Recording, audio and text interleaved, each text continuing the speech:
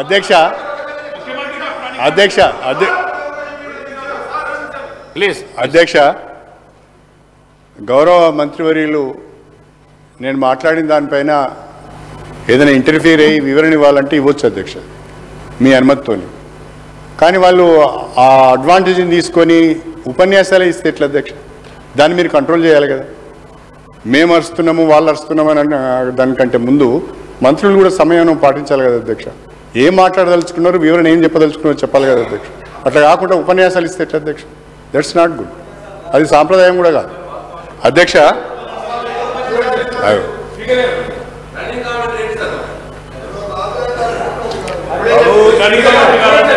అధ్యక్ష అధ్యక్ష 1,25,00,000 ఎకరాలకు సాగునీటి సౌకర్యం కల్పించాలని చెప్పి నీటిపారుదల శాఖకు ప్రాధాన్యతనిచ్చి ఈ 10 సంవత్సరాలలో 1,36,000 కోట్ల రూపాయలు నీటిపారుదల రంగం పైన ఖర్చు చేయడం జరిగింది.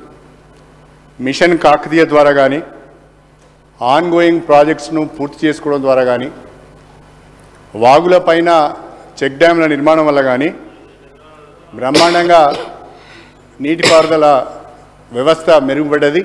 భూగర్భ జలాలు కూడా గణనీయంగా పెరిగినాయి. అందుకనే 2 పంటలకు సాగునీరు ఇచ్చాం. ఎస్ అధ్యక్ష, మేడిగడ్డ వద్దకు నిన్న ముఖ్యమంత్రి గారు, మంత్రులు, ఎమ్మెల్యేలు కూడా వెళ్ళారు, చూశారు. అది చాలా బాధాకరమే. ఆ మేడిగడ్డ బరాజ్ కుంగడం అనేది చాలా బాధాకరం, విచారకరం. బాధ్యులు ఎవరైనా విచారణ జరిపించండి, వాళ్ళపైన చర్య తీసుకోండి, మాకేం అభ్యంతరం లేదు. ఏ సార్ ఇది?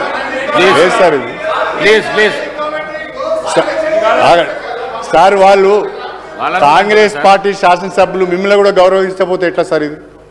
అది ఏం మాట్లాడుతున్నారు సార్ వాళ్ళు?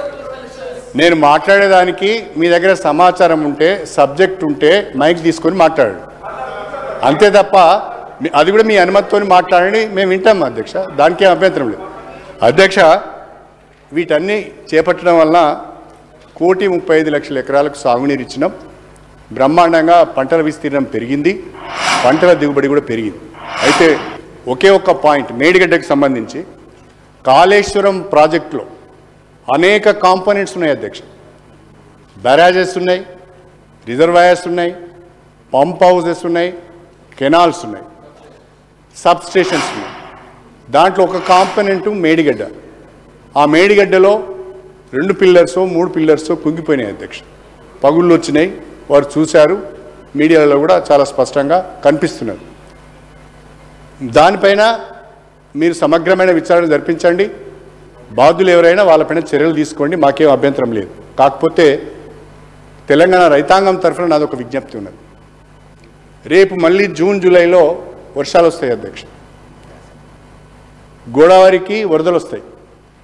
వరదలు వచ్చే లోపట మీరు నిపుణులతో సంప్రదించి ఏదైతే 3 పిల్లర్లో 4 పిల్లర్లో 2 పిల్లర్లో 1 పిల్లర్లో ఎంత పోర్షన్ అయితే ఆ బరాజ్ డ్యామేజ్ అయిందో దానికి ముందట కాపర్ డ్యామ్ నిర్మించి ఆ డ్యామేజ్ విచారణ చేయండి. చెప్తున్నాం కదండి, విచారణ చేయించుకోమని చెప్తున్నాం. ప్లీజ్ అనిల్ గారు ప్లీజ్. అయితే అధ్యక్ష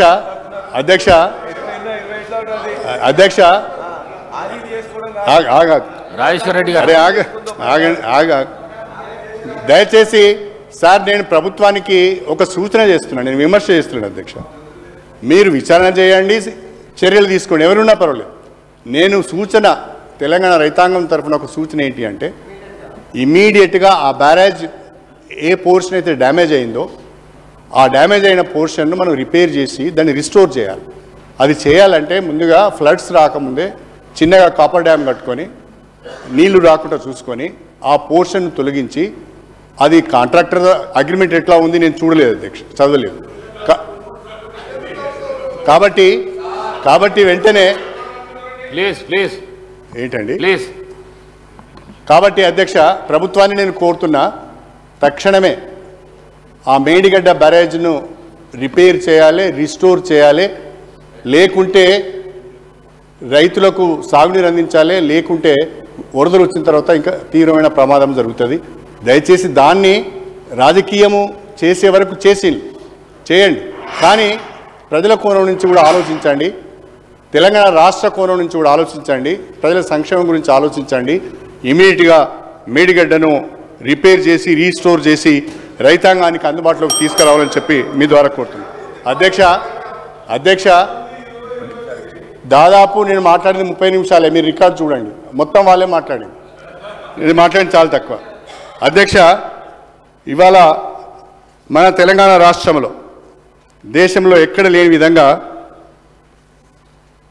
పవర్ సెక్టార్ని అభివృద్ధి చేసుకున్నాం. అధ్యక్ష, ఎంత బ్రహ్మాండంగా పవర్ సెక్టార్ని అభివృద్ధి చేసుకున్నామంటే 24 గంటల కరెంటు వ్యవసాయ రంగానికి ఇచ్చిన, 24 గంటల కరెంటు అన్ని రంగాలకు సంబంధించిన వినియోగదారులకు ఇచ్చిన, ఎక్కడ కూడా ఇబ్బంది కలగకుండా, గ్రిడ్ ఫెయిల్యూర్ కాకుండా.